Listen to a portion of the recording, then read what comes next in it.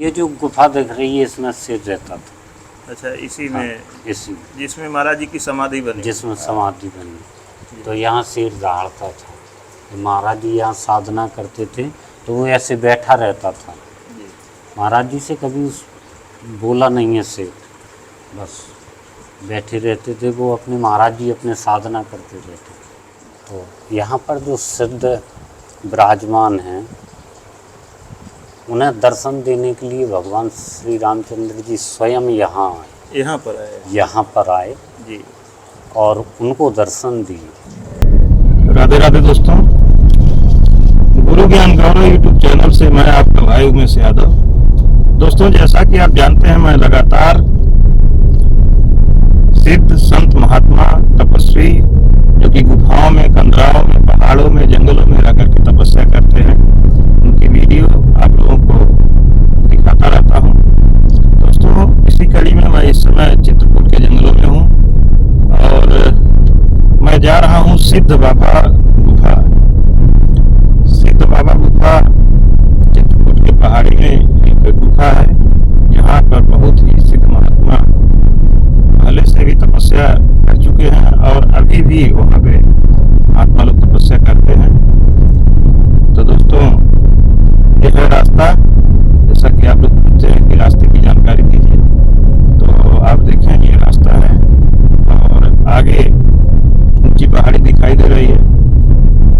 अभी काफी दूर है, ये एक गांव से हम निकल रहे हैं। और दोस्तों, आगे हमारा ये प्लान है कि हम जहाँ भी वीडियो बनाएंगे तो आप लोगों को रास्ते की थोड़ा सा वीडियो हो सकता है लंबी हो, लेकिन गांव की भी जानकारी आपको हम देंगे।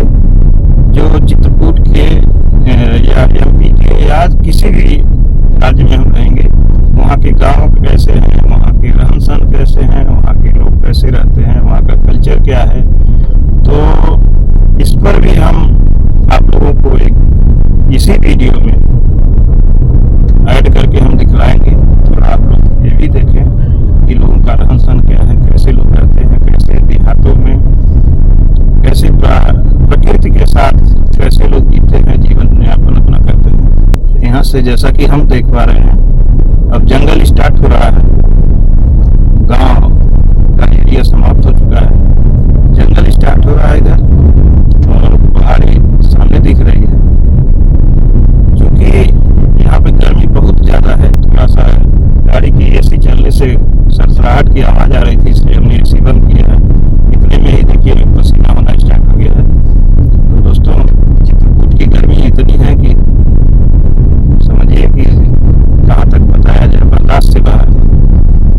ऊपर जो पहाड़ी दिखाई दे रही है वहीं पर सिद्ध बाबा गुफा है और बहुत लंबी सीढ़ियाँ हैं जिन्हें चढ़ करके हमें जाना होगा।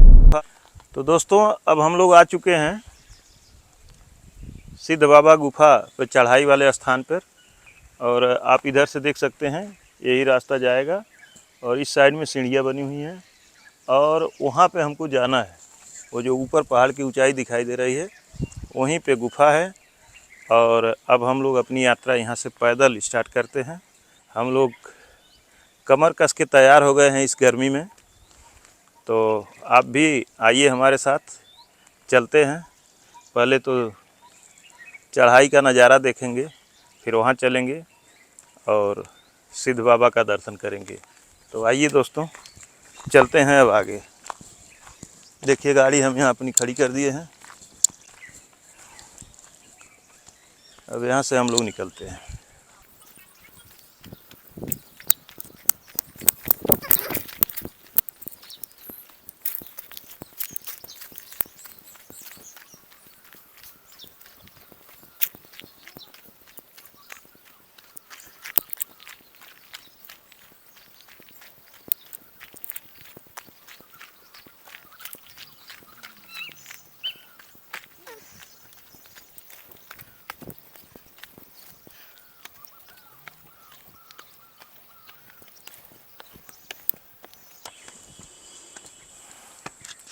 दोस्तों, आप सीढ़ियों की हाइट देखें। ये सीढ़ियों की हाइट जो है 1 फीट से कम नहीं होगी। इतनी ऊंची ऊंची सीढ़ियां हैं। इन्हें चढ़ना और इसी तरह से चढ़ते हुए वहाँ पे पहुँचना है। तो दोस्तों अब आगे चलते हैं।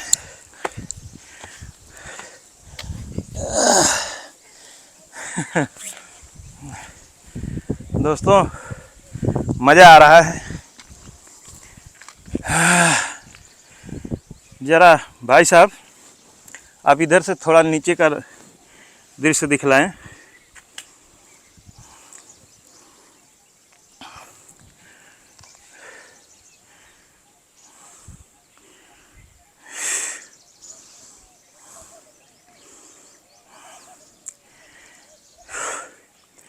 आइए अब आगे चलते हैं।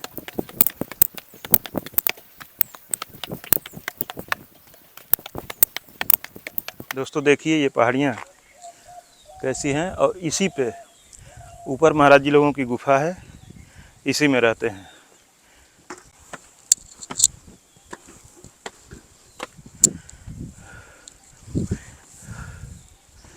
दोस्तों आप देखें हम लोग इधर से आ रहे हैं और ये खड़ी सीढ़ियाँ हैं, इसी तरफ से हम लोग आ रहे हैं और अब आगे चलेंगे। इधर यहीं पे आगे महाराज जी रहते हैं।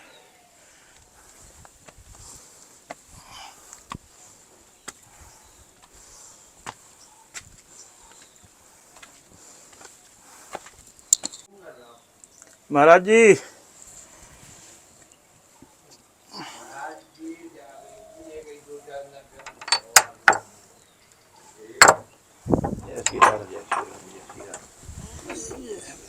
आ रहे जी महाराज जी हैं? हम गोरखपुर से आए। हो गया हो गया।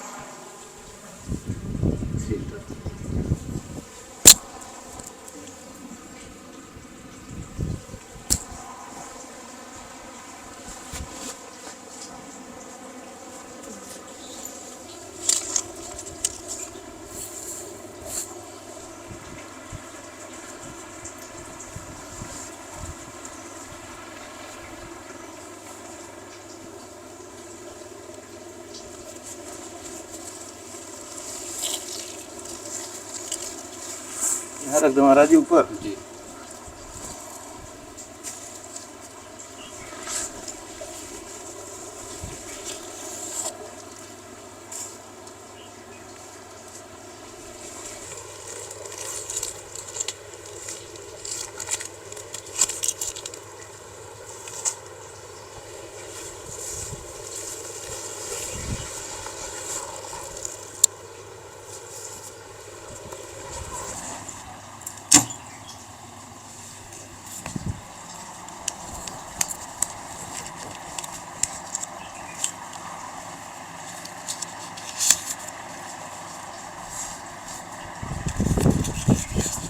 महाराज ये नहीं लगा। यहाँ लेने की परंपरा नहीं है। जी जी मांगते नहीं है उसका कारण भी है। जी महाराज जब भगवान श्री रामचंद्र जी को वनवास हुआ था जी तो यहाँ राम जी जहाँ कामतानाथ जी हैं वहाँ पर सभी सिद्ध महापुरुष पहुँचे जी भगवान रामचंद्र जी के दर्शन के लिए। पूछा गया, जी राम जी ने पूछा सभी साधु महात्माओं से कि सभी महात्मा आ गए हैं क्या। जी तो सभी महात्माओं ने कहा, जो उच्च कोटि के संत महात्मा थे, कि प्रभु आ तो सभी गए हैं लेकिन एक सिद्ध ऐसे हैं जो यहाँ भी आए नहीं हैं। तब भगवान रामचंद्र जी ने कहा कि उनके पास तो हमें स्वयं जाना पड़ेगा, अच्छा वो यहाँ नहीं आएंगे। जी तो यहाँ पर जो सिद्ध विराजमान हैं उन्हें दर्शन देने के लिए भगवान श्री रामचंद्र जी स्वयं यहाँ आए, यहाँ पर आए। यहाँ पर आए जी। और उनको दर्शन दिए। तो महाराज जी का शुभ नाम जो यहाँ पर सिद्ध महाराज जी थे। ये सिद्ध के ही नाम से यहाँ अच्छा। हाँ प्रसिद्ध भगवान हैं राम ने रखा था यहाँ भगवान। सिद्ध नाम। फिर इसके बाद में जो है इनको बांके की जो है विशेष दर्जा दिया गया इन्हें। महाराज जी आप इसी पर बैठिए ताकि वीडियो में आप आइएगा। ये हाँ। बांके जब महाराज के जी नाम बोलेंगे से तो महाराज जी को आप लीजिए। ये बांके के नाम से फिर प्रसिद्ध हुए जी। और बांके सिद्ध महाराज जी बांके सिद्ध, जब से बांके सिद्ध तब से ये बांके सिद्ध हो गए। जी। नहीं पहले सिद्ध थे जी। और जब भगवान रामचंद्र जी ने इनको दर्शन दिए स्वयं आके, तब से ये बांके हो गए। यहाँ गोमती दास जी महाराज हुए जी। महाराज जी जिन्होंने जो है पधारिए महाराज जी यहाँ पे। अयोध्या में जाके हनुमत निवास की स्थापना की। जी। तो यहाँ जो पहाड़ पर हनुमान जी महाराज हैं वो प्रत्यक्ष रूप में प्रकट हैं। जी। स्वयं हनुमान जी महाराज उनको लेकर गए थे, उनसे कहा था कि आप हमारी अयोध्या में जाके जी। मंदिर का वहाँ निर्माण कीजिए। जी। उनकी समाधि स्थल इस गुफा में गोमती दास जी महाराज जी। बनी हुई है। यहाँ आगे आप देखोगे तो वहाँ हनुमान जी हैं बांके सिद्ध महाराज की। यहाँ जो बैठे हैं ये बांके सिद्ध हैं। जी। और जो पहाड़ पर मूर्ति है हनुमान जी महाराज की, ये मूर्ति है जो पहाड़ पर हनुमान जी महाराज की, ये यहाँ स्वयं प्रत्यक्ष प्रकट हैं, मूर्ति बनाई हुई नहीं है। अच्छा। हाँ ये स्वयं यहाँ प्रकट हुए हैं, पहाड़ को लिए हुए। जी।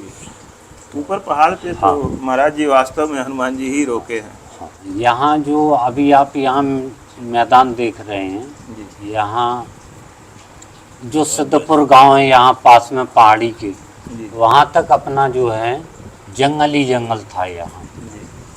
और यहाँ जब ये बड़े महाराज जी जो यहाँ बैठे हैं, जी। ये यहाँ पर आए, यहाँ पर इन्होंने साधना के लिए गांव वालों से कहा कि मतलब मैं यहाँ साधना के लिए जाऊंगा। तो गांव वालों ने कहा महाराज जी यहाँ शेर है, तो आप यहाँ न जाइए। जी। तो महाराज जी ने कहा आप उसकी चिंता मत कीजिए, आप मुझे लकड़ी की व्यवस्था कीजिए, लकड़ी दीजिए। तो यहाँ महाराज जी ने धूनी जलाई और धूनी जला के यहीं अपने साधना करते रहते। ये जो गुफा दिख रही है इसमें शेर रहता था। अच्छा इसी हाँ, में इसी जिसमें महाराज जी की समाधि बनी। जिसमें समाधि बनी, तो यहाँ शेर दहाड़ता था। तो महाराज जी यहाँ साधना करते थे तो वो ऐसे बैठा रहता था। जी। महाराज जी से कभी बोला नहीं है शेर, बस बैठे रहते थे वो अपने। महाराज जी अपने साधना करते रहते। लेकिन धीरे धीरे शेर का भी मैंने ये सुना है, कई गांव के लोगों ने कहा है कि जब महाराज जी ने अपना देह त्यागा जी। तो इतना प्रेम शेर का महाराज जी के प्रति हो गया था कि दूसरे दिन समाधि के परिक्रमा लगा के उनकी, जी। और दूसरे दिन उसने भी अपना देह त्याग किया। वो शेर की मूर्ति बगल में है, महाराज जी के बगल से बैठा रहता था। आप अंदर जाओगे तो गुफा है, यहाँ गोमती दास जी महाराज की समाधि है। यहीं पर उन्होंने भजन किया, तप किया। जी। और उनसे जो है जब हनुमान जी महाराज स्वयं प्रकट होके उन्हें दर्शन दिए, अयोध्या में जाके जो है हनुमत निवास की उन्होंने निर्माण कराया। और दोस्तों एक जानकारी और दे दें, जो यहाँ पे अभी हाल ही में महाराज जी रहते थे, तो आपके गुरु जी थे जी। तो महाराज जी अभी जल्द ही अपना शरीर शांत कर चुके हैं। और महाराज जी क्या तारीख को महाराज जी का 9 मई को 9 मई को महाराज जी का शरीर शांत हो गया है। और 25 तारीख को 25 तारीख को उनका भंडारा है जी। तो वो भी बड़े अच्छे महात्मा थे। हम लोग यही सोच के महाराज जी चले थे कि महाराज जी का चलते हैं दर्शन करेंगे। लेकिन हमारे भाग्य में नहीं था।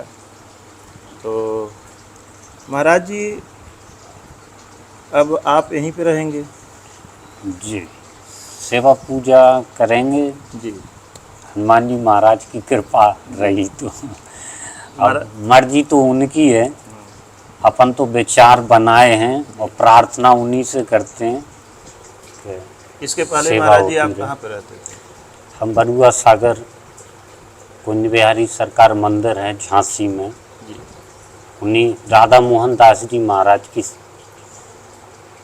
पीठ है जी। बरुआ सागर में, गिरवरधारी जी हनुमान जी के नाम से वहाँ सिद्ध क्षेत्र, वहाँ पर सेवा करते थे। महाराज जी अब आपसे एक जानकारी चाहेंगे कि संत महात्मा तो तपस्या करते हैं, शांति में रहते हैं, उनका हृदय हमेशा चंदन की तरह से शीतल रहता है, ठंडक से परिपूर्ण रहता है। लेकिन जो हम लोगों जैसे गृहस्थ हैं, उन लोगों को काम, क्रोध, मोह, अहंकार, लोभ सब अपने आगोश में लिए रहता है। तो हम लोगों जैसे लोगों को क्या करना चाहिए, कैसे रहना चाहिए कि अपने जीवन का कल्याण भी करें, समाज में रहते हुए समाज के साथ सामंजस्य बना करके भक्ति, भजन, तपस्या कैसे हम लोग करें कि अपना जीवन यापन भी करते रहें, भक्ति भी चलती रहे। ये तुम भक्ति जो कर रहे हो, जो आपने जो भक्ति यही तो है, ये जी महाराज जी। ये सेवा कर रहे हो जी। हाँ, ये सब आपकी भक्ति। जी। और ये विचार बने रहेंगे तो फिर भी भगवान अगली जन्म में भी अपन सबको शरण में ले लेंगे। देखिए, आप जो भी कार्य कर रहे हैं जी। उसे धर्म ये को समझकर मत कीजिए कि यह मेरा है। जी प्रभु, ये तो हम कभी नहीं सोचते हैं कि मैं कर रहा हूँ। बस आप जिस कार्य को कर रहे हो उसे ईश्वर से जोड़ दीजिए जी। कि यह कार्य ईश्वर का है और मैं इसे भगवान के कार्य को ही कर रहा हूँ। वो करता रहूँगा। तो जब आपके अंदर ये मैं का भाव चला जाएगा, मेरा मेरा ये मेरा, जी। तो ये अहंकार जब आपका नष्ट होगा और जब आप परमात्मा का समझ के इस कार्य को करोगे तो आपकी जो है मन धीरे धीरे परमात्मा में रमता जाएगा। जी। भगवान नाम का संकीर्तन करो, जितना हो सके उतना भजन करो। भजन ही एक ऐसा है जो आपको सभी व्याधियों से, संसार मोह से, ये भजन का प्रताप ही, भजन संकीर्तन ही आपको दया धर्म है जहाँ छुड़ाता वही रहेगा। सत्य है और वही ईश्वर है। जी। जहाँ दया और धर्म है वही सत्य है, वही ईश्वर है। महाराज जी, जैसा प्रभु जी आप कह रहे हैं कि दया धर्म, हाँ, दया होगी जब धर्म होगा। सबसे बड़ा धर्म प्रभु जी क्या है?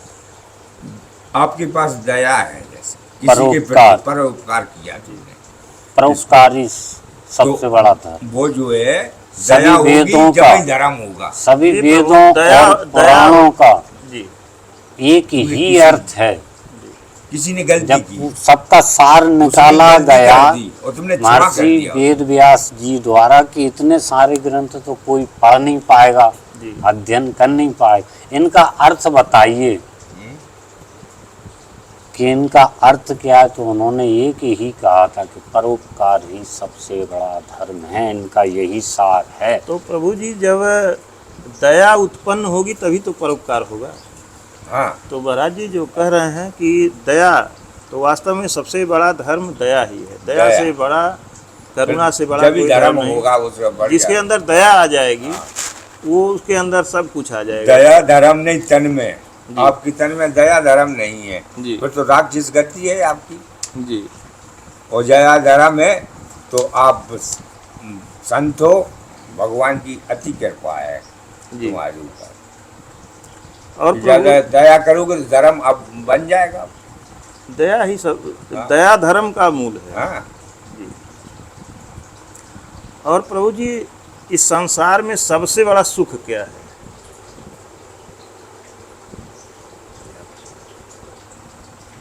पहला सुख निरोगी काया। जी आपका निरोगी निरोग शरीर है, कोई रोग जी। नहीं है। तो दया धारा पहली सुख निरोगी काया, और दूसरा सुख जो घर में माया, तीसरा सुख जो पुत्र आज्ञाकारी, और चौथा सुख कुलवंती नारी। तो प्रभु जी ये तो भौतिक हो गया, हाँ, ये तो भौतिक हो भौतिक गया। सुख हो गया। तो लेकिन जी- हम आध्यात्मिक सुख जानना चाहते हैं कि सबसे बड़ा सुख क्या है। अब बताओ, सब में बड़ा सुख तो यही है कि ये तो यहाँ मृत्यु लोक में, आपके संसार पास सागर में ये सुख है। धर्म है, जी तो सब में बड़ा तो ये धर्म ही से बने सुख आएगा, और पाप करोगे तो सुख आ जाएगा। पाप करेंगे तो कहाँ सुख आएगा। महाराज सादा जी, जीवन उच्च विचार। महाराज जी कुछ बोलना चाह रहे हैं।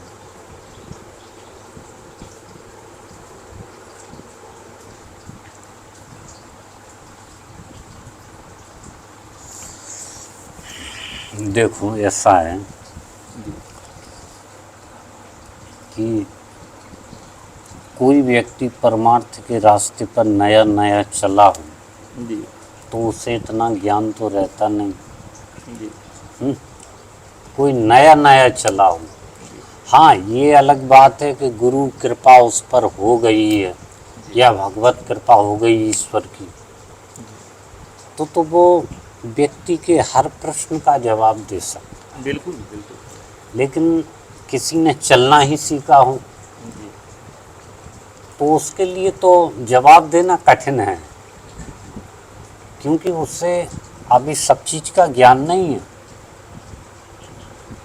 उसके पास अभी साधना नहीं है। और जिस दिन उसके पास साधना हो जाएगी तब हो जाएगा, भगवत कृपा हो जाएगी। जी प्रभु, तब तो ज्ञान की गंगा अपने आप मनुष्य के बहना शुरू- पास हर समस्या का स्वयं ही वो समाधान है यदि उसके पास भजन है। आप यदि भजन करते हो, भगवान का ध्यान हाँ, करते हो, और नित्य, आप स्वयं ही हर समस्या के समाधान को हल करने में सक्षम हो। एकदम सत्य है महाराज जी, इसमें कोई दो राय नहीं है कि अगर कोई भगवान भक्ति करता है, साधना करता है, तो साधक के लिए कुछ भी असंभव हाँ। नहीं। हमने ये देखा है कई साधु महापुरुष ऐसे हैं जिन्होंने अपने जीवन काल में किताबों को देखा ही नहीं है, जी लेकिन भजन का उनके पास इतना प्रताप, भजन करते करते इतना ज्ञान, तत्व ज्ञान हो गया उन्हें भजन से ही, कि वो किसी भी शास्त्र के बारे में आप उनसे पूछिए, जी वो आपको सटीक उत्तर देंगे, उत्तर देंगे। सही है प्रभु। सही राग कि फलाने वेद में फलानी फलानी चीज़ लिखी है। अब प्रभु हमारे वल्लभाचार्य जी जो संत हैं वर्तमान में, रामभद्राचार्य जी, जी वो तो आँखों से सांसारिक आँखें नहीं है, उनके पास सब कुछ हाँ। है प्रभु जी। लेकिन उनके पास भजन का ज्ञान इतना के प्रताप सागर है कि ज्ञान के महासागर हैं। अब प्रभु जी एक उदाहरण हम देना चाहेंगे। हमारे यहाँ, हमारे गांव पे एक कुटिया है। जी उस गांव पे एक महाराज जी रहते थे, सूरदास जी महाराज। अभी 10 साल पहले शरीर त्यागे हैं, हम लोग उनको देखे हैं, उनके सामने हम लोग अपना बचपन गुजारे हैं। तो हालांकि वो जन्मांध नहीं थे, वह बाद में आंखें उनकी चली गई थी, लेकिन बहुत लंबी आयु जिए और इतने भजनानंदी थे कि रात रात भर ऐसे बैठे रहते थे अपना साधना में, और उनकी माला चलती रहती थी। जैसे हमारे गांव में कोई रामायण या कीर्तन कुछ भी करवाता था 24 घंटे का, तो महाराज जी को लोग बुलाते थे बड़े प्यार से। महाराज जी आते थे और ऐसे रात भर, उनके लिए रात दिन सब एक समान था, ऐसे बैठे रहते थे। और अगर कोई उन्हें कुटिया पर दूर से ही पहुंच जाता, तो आवाज़ से एक बार खाली वो पूछते कि कौन है, तो आदमी अगर एक बार मुँह से बोल देता, चाहे उसको साल 2 साल के बाद उनकी आवाज़ सुने हो, तो तुरंत बताते कि फलाने। हाँ। अच्छा, हम लोग बाल्यकाल में थे तो हम लोगों से कहते थे कि उमेश आओ रामायण पढ़ो, सुंदरकांड पढ़ो, दे देते थे कि वहाँ रखिए पढ़ो। हम लोग जब पढ़ना स्टार्ट करते थे जी। तो चूँकि बचपन था, कहीं गलतियाँ भी हो जाती थी पढ़ने में, जहाँ गलत हम लोग पढ़ते थे तुरंत बोल देते थे कि नहीं यहाँ ये नहीं ये लिखा है, इस तरह से लिखा है। और जब हम लोग दोबारा देखते थे तो सही हम लोग गलत रहते थे और महाराज जी सही बताते थे। हाँ, तो ये सब भजन का प्रताप है, भगवत भजन कृपा का है। प्रताप है, उनको सारा ज्ञान है। और प्रभु जी जैसे हम पूछे हैं कि सबसे बड़ा सुख क्या है, तो जहाँ तक मैं जानता हूँ कि सबसे बड़ा सुख अगर किसी जीव का जन्म मरण के बंधन से मुक्ति मिल जाए तो इससे बड़ा सुख कुछ और नहीं। सही है। सुख के लिए जो कमाई किया जाता है तो सारी कमाई तो यही धरी की देखो, धरी रह जाती है। संसार में दो ही लोग वही तो हो सुखी गई कि हैं। जिस निरोगी काया होना चाहिए जब तक। संसार में दो ही लोग सुखी हैं, एक वो जो अभी आया नहीं है जी और एक वो जो चला गया। जी बाकी यहाँ तो अवधि है। मनुष्य जब गर्भ से बाहर आता है तो मृत्यु पर्यंत ये तो अवधि है, समय काट रहा है। भजन के लिए समय मिला है, इससे आप चाहें तो कमाने में गंवा दो और चाहे भगवान का भजन करने में लगा दो इस जीवन को। तो आपने जो कहा है वो सही है। जी। अच्छा प्रभु जी, हम लोगों को भजन कैसे करनी चाहिए? भजन का तरीका क्या है? हम लोगों को कैसे भजन करनी चाहिए कि हम लोग अपना जीवन यापन करते हुए हम लोग भी भजन कैसे, क्या टाइम निकालें, क्या नियम है, ये चीज़ थोड़ा आप बताएं। भजन के लिए देखो, सांसारिक व्यक्ति ज़्यादातर माला लेके नहीं बैठ सकता है, जी लेकिन भगवान का संकीर्तन तो कर सकता है, जी चलते फिरते भी गुनगुना सकता है। जी भजन भी है तो आप माला लेके नहीं बैठ पा रहे हैं, सीताराम सीताराम मन में कीजिए। जी आप अपना एक ध्येय बना लो, एक लक्ष्य बना लो कि हमें कुछ समय से कुछ समय तक सीताराम बोलना है। जितनी एक इनसे वार्तालाप कर रहा है, सीताराम इधर आओ, सीताराम ये एक अपनी जैसे नहीं कहते हैबिट, आदत। जी तो कुछ लोगों की आदत रहती है सीताराम, संत लोग जब किसी को बुलाते हैं तो सीताराम ये लेता हो, सीताराम ये कर लो। ऐसा ही अपना एक उद्देश्य बना लो और जब भी हम बैठे हैं तो सीताराम मन में सुनाना नहीं है या माला नहीं फेरना। हाँ, यदि आपको समय मिल रहा है और आप एकांत में बैठे हुए हैं तो जरूर माला ले लो, अच्छी बात है। माला तो मन को केंद्रित करने के लिए होती है, एकाग्र करने के लिए। चलते फिरते आप सीताराम आराम से कह सकते हैं, जप सकते हैं, भगवान का नाम स्मरण कर सकते हैं। भजन करना भी भगवान का के प्रति जुड़ना है। अपन यदि उनके संकीर्तन कर रहे हैं, भजनों का आनंद ले रहे हैं, सुन रहे हैं या वाचन कर रहे हैं शास्त्रों का, तो वो भी हमारे भजन के ही से बताया गया अंतर्गत आता है। कि मुख में हो राम नाम और राम सेवा हाथ में। जो अपन माला लिए हुए हैं उसको चला रहे सीताराम सीताराम, मुख में हो राम नाम और राम सेवा हाथ में। भगवान ने तू 9 अकेले प्रकार की नाई भक्ति प्यारे बताई राम है। तेरे साथ में। हाँ महाराज जी। भगवान ने, श्री रामचंद्र जी ने, भगवान जो हमारे, उन्होंने माता सबरी को 9 प्रकार की सब जी नवधा भक्ति और उन्हें ये नहीं कहा कि आप स्वीकार करो, बल्कि ये कहा कि मन में उतार लो। जी तो उनमें से यदि कोई भी एक भक्ति मनुष्य के अंदर होती है तो उसका कल्याण हो जाता है। कोई देखिए माला लेके बैठ जाता है, कोई भगवान के स्वरूप का चिंतन करता है, कोई सत्य बोलता है, हैं? जी और मिथ्या भाषण नहीं करना चाहिए। तो जो 9 प्रकार की भक्ति उनमें से एक भी अपना लो आप, 9 में से यार एक ही हुई, जीव एक चराचर हो गए। या सारे संसार को सीताराम में देखो पहली भक्ति पहली कि भक्ति मेरे लिए संतान का सब संग। सीताराम स्वरूप गुरु जी का है। तो जीव नाम जंतु कथा पेड़ बताया। पौधे सब कुछ सीताराम है। तो जैसा भाव आप अपना बना लो वैसा जो है आपका भाव बनता जाएगा।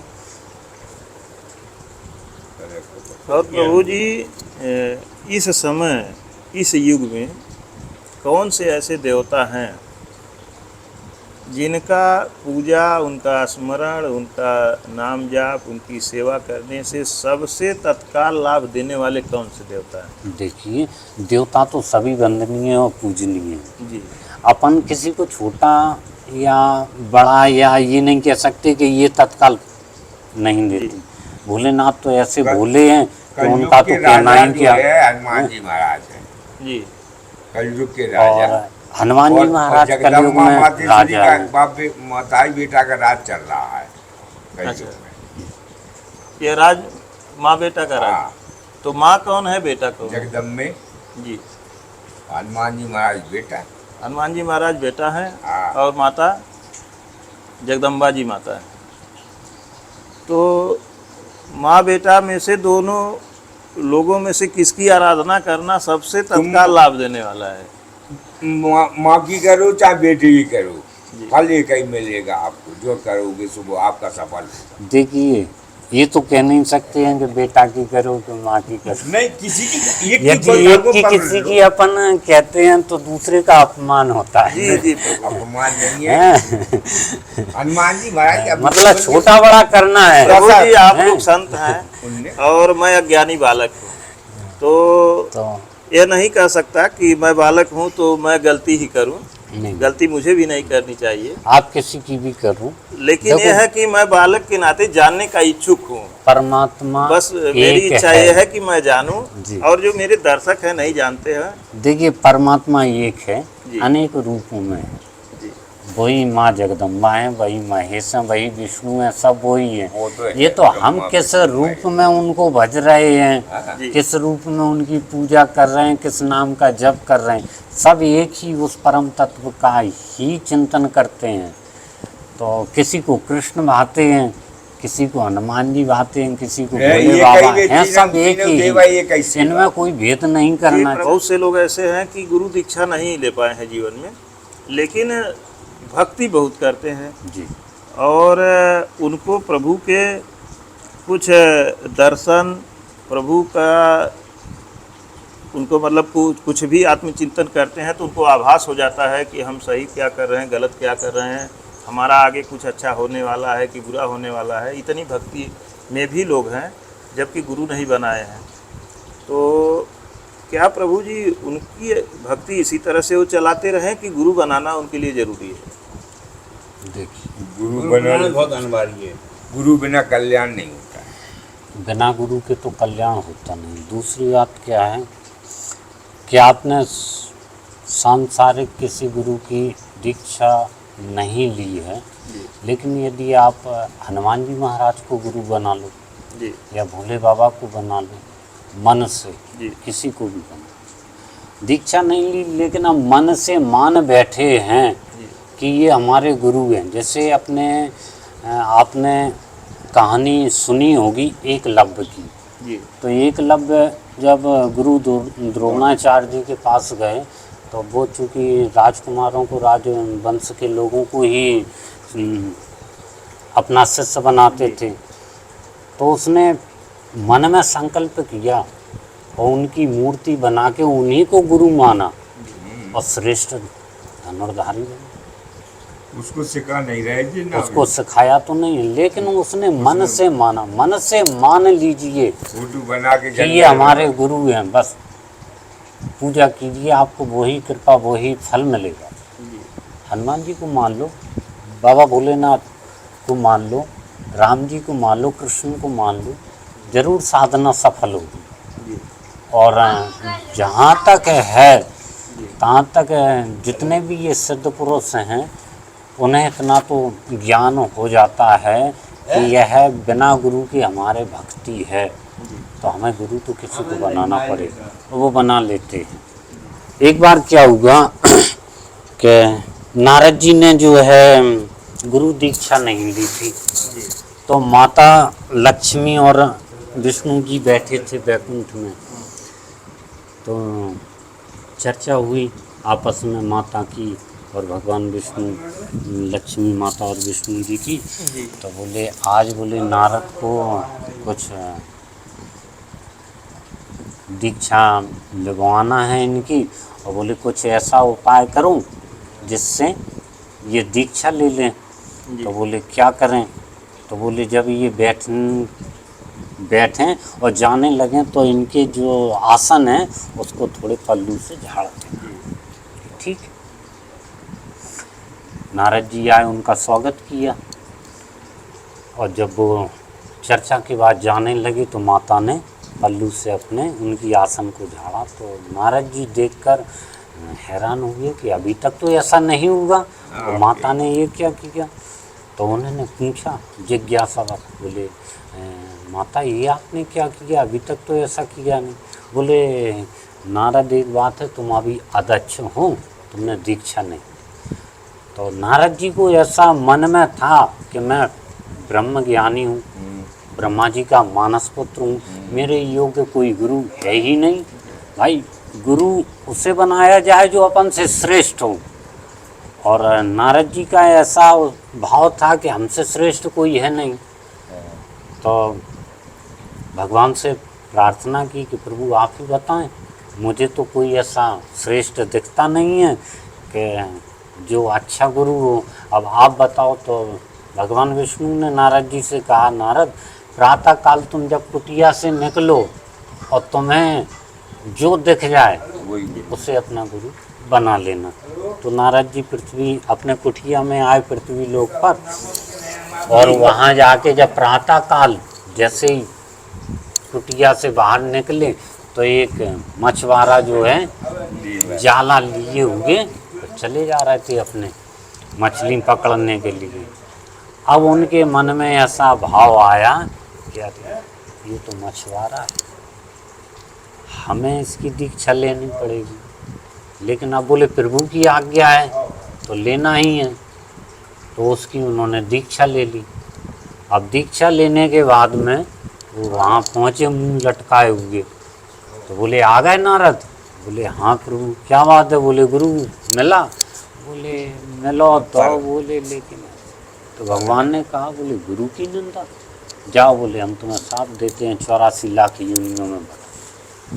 तो चरणों में गिरे।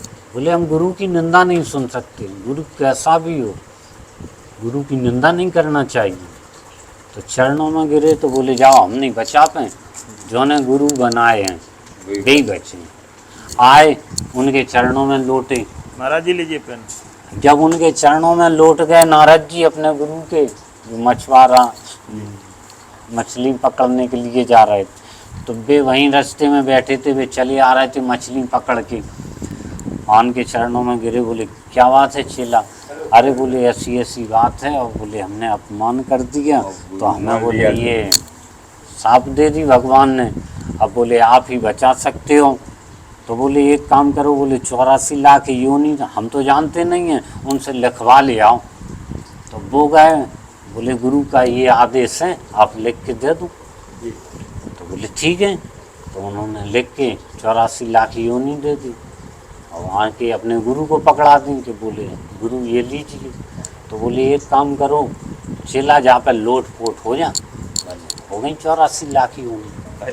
तो गुरु कैसा भी हो उसकी निंदा मत करो, कहने का मतलब ये है। आपने तो उसे गुरु स्वीकार कर लिया, गुरु तो वो हैं जगत गुरु। ये तो आपको सांसारिक सागर से निकालने वाले हैं, सांसारिक भौतिक सागर है उससे निकालने वाले हैं। बस जो मंत्र फूंक दिया, गुरु मंत्र जो है मुक्ति, आपको इस संसार सागर से मुक्ति दिलाने वाला गुरु मंत्र होता है। उसका आप जाप करो, मनन करो, चिंतन करो, उसी का भजन तो करो। प्रभु जी दत्तात्रेय जी 24 गुरु क्यों किए? देखो वैसे तो गुरु आप कई बना सकते हो, लेकिन दत्तात्रेय ने जो गुरु बनाए उन्हें शिक्षा लेने के लिए, उनसे शिक्षा ली है दत्तात्रेय जी ने, भगवान दत्तात्रेय ने, कि मनुष्य को किस पक्षी किस जानवर से क्या गुण सीखना चाहिए। भगवान दत्तात्रेय ने 24 गुरु बनाए तो उनसे शिक्षा लिए। आप तो बस जो आपको गुरु मंत्र मिला है उसमें निष्ठा होनी चाहिए, उसमें श्रद्धा होनी चाहिए, वही आपका कल्याण करेगा। ये तो देह है। तुम्हें तो इनके मंत्र जो बता दिया उसका उच्चारण करते रहो बस। ठीक है महाराज जी, बहुत बहुत धन्यवाद। आज की वीडियो अब समाप्त करते हैं। वीडियो अगर अच्छी लगी हो तो कृपया लाइक करें, अपने दोस्तों के साथ शेयर करें और सब्सक्राइब करें। मिलते हैं किसी और संत के चरणों में। धन्यवाद दोस्तों।